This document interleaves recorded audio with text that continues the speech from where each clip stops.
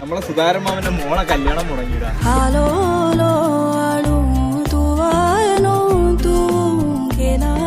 അമ്പോ ആ സ്വർണവും മുതലൊക്കെ ആരോ അടിച്ചോണ്ട് പോയിരുന്നു, അങ്ങനെ കല്യാണം മുടങ്ങി.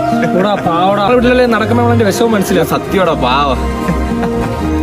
എടാ പിന്നെ നമ്മളെ പണ്ട് ഡ്രൈവർ ഓടിച്ച സിദ്ദീഖ് മാമ ഇല്ലേ, സിദ്ദീഖ് മാമ മരിച്ചു പോടാ.